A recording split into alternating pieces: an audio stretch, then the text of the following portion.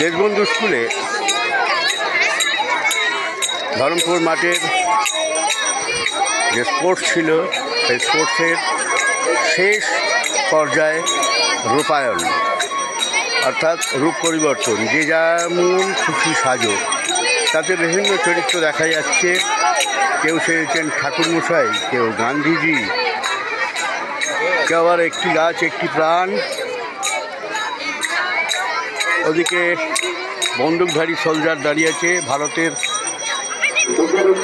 বিচারক এর আসনে দেশপ্রেমিক দেশ সৈনিক দাঁড়িয়ে আছে।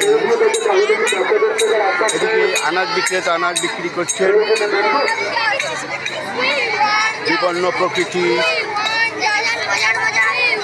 তিনি আবার ফ্রি অ্যান্ড জাস্টিস বলছেন। শ্রীকৃষ্ণ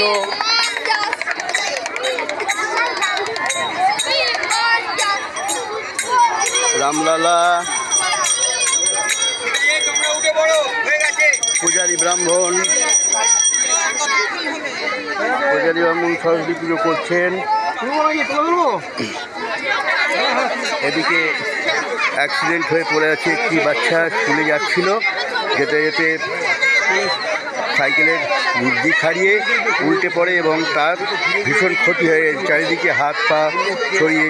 আসলে কানে মোবাইল নিয়ে চললে এইভাবেই হয় তার অনুষ্ঠান, হ্যাঁ, এভাবেই সে অ্যাক্সিডেন্ট হয়। কানে মোবাইল কখনো নিয়ে চলবেন না, তাহলে আপনি ভালো থাকবেন।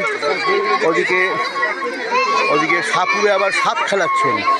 ওরে বাবারে, সাপুরে নিজের সাপ খেলাচ্ছেন বিভিন্ন ঝুড়ি থেকে, হ্যাঁ।